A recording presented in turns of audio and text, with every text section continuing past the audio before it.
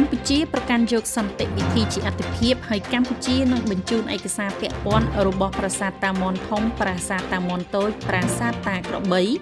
និងតំបន់មុំ3ទៅកាន់ ICJ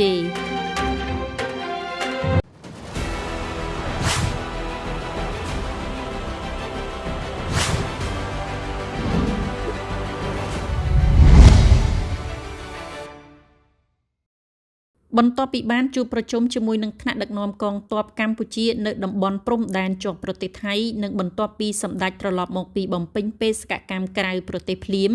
សម្ដេចធិបតីបានស្ដាប់របាយការណ៍ពីស្ថានភាពពិតប្រាកដនៅតាមតំបន់ព្រំដែនបានយ៉ាងល្អិតល្អន់បន្តមកនាយប់ថ្ងៃទី1ខែមិថុនានេះសម្ដេចធិបតីហ៊ុនម៉ាណែតបានបញ្ជាក់ជាថ្មីថាកម្ពុជាប្រកាន់យកនៅសន្តិវិធីជាអាទិភាពក្នុងការដោះស្រាយបញ្ហាព្រំដែន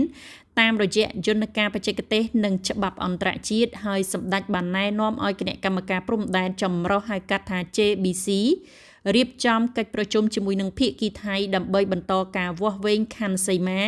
និងបោះបង្គោលព្រំដែននៅតំបន់ដែលមិនទាន់ឯកភាពគ្នានិងត្រៀមដាក់ចូលក្នុងរបៀបវារៈសម្រាប់កិច្ចប្រជុំ JBC ពាក់ព័ន្ធនឹងការយកបញ្ហាប្រាសាទតាម៉ុនធំប្រាសាទតាម៉ុនតូចប្រាសាទតាក្របីនិងតំបន់មុំ3ទៅកាន់តុលាការយុត្តិធម៌អន្តរជាតិហៅកាត់ថា ICJ តែម្ដងដោយសារពេលថ្មីនេះស្ថានភាពឈានដល់ចំណុចក្តៅនៅតំបន់មុំ3ប្រាសាទតាម៉ុនធំប្រាសាទតាម៉ុនតូចដោយមានសកម្មភាពជាបន្តបន្ទាប់របស់ក្រុមជ្រុលនិយមមួយចំនួនតូចបានបំផុសនៅចលនាជាតិនិយមក្នុងប្រទេសទាំងពីរដែលអាចឈានទៅរកការប្រជុំមុខដាក់គ្នាសារជាថ្មីនាពេលខាងមុខ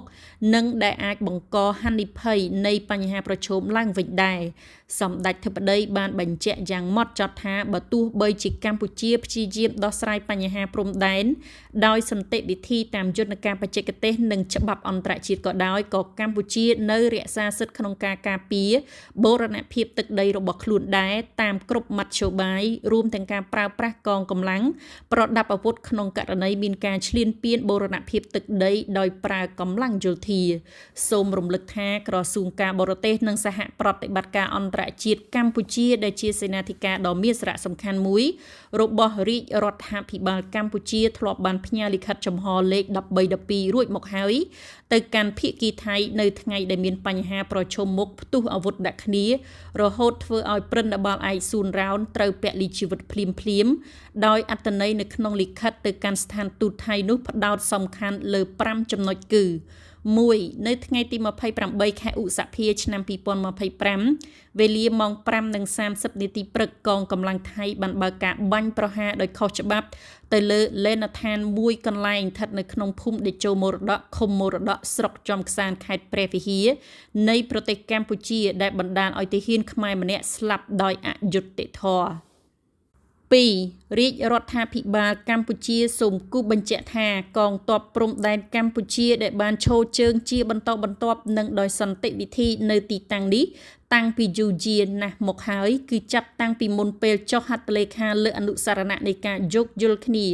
ស្ដីពីការវាស់វែងនិងការបោះបង្គោលព្រំដែនគោករវាងរដ្ឋាភិបាលនៃព្រះរាជាណាចក្រកម្ពុជានិងរដ្ឋាភិបាលនៃព្រះរាជាណាចក្រថៃក្នុងឆ្នាំ2000 3រាជរដ្ឋាភិបាលកម្ពុជាសូមសម្ដែងការតវ៉ាយ៉ាងខ្លាំងប្រឆាំងនឹងការវាយប្រហារដោយអាវុធរបស់កងទ័ពថៃយ៉ាងអយុត្តិធម៌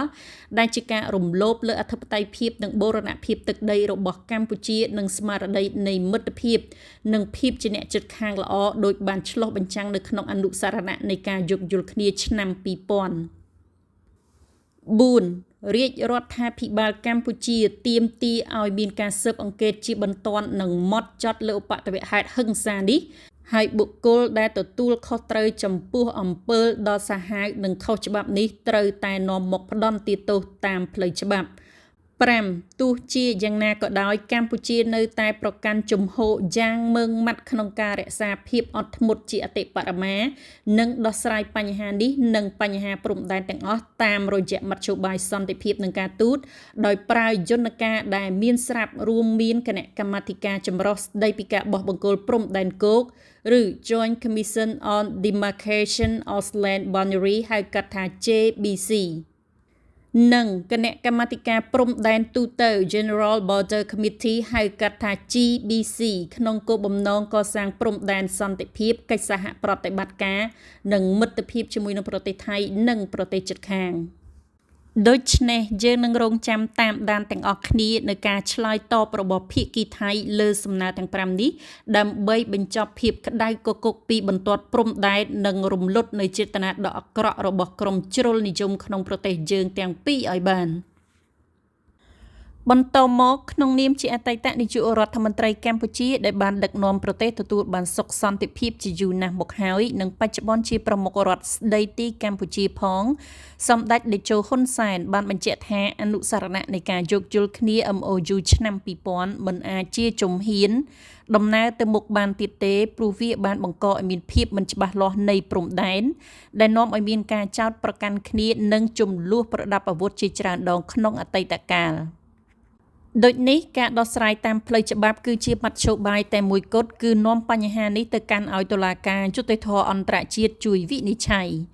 សម្ដេចតេជោបានថ្លែងបន្ថែមថាប្រសិនបើភាគីថៃមានចិត្តស្មោះត្រង់ចង់ដោះស្រាយពិតប្រាកដគួរតែឯកភាពដឹកដៃគ្នាទៅឲ្យតុលាការជួយកាត់សេចក្តីតែម្ដងមិនចាំបាច់កម្ពុជាប្តឹងនោះទេយើងរងចាំមើលថាតើអរិយាប័ត្ររបស់ថៃលើចំណុចនេះតើហ៊ានឬក៏មិនហ៊ានប៉ុន្តែអំឡុងពេលរងចាំនៃការដោះស្រាយនោះដែរសូមកងកម្លាំងប្រដាប់អាវុធគ្រប់ប្រភេទត្រូវមានការអត់ធ្មត់ខ្ពស់តែក៏ត្រូវត្រៀមខ្លួនវាយបកគ្រប់ទម្រង់នៃការឈ្លានពានដែរ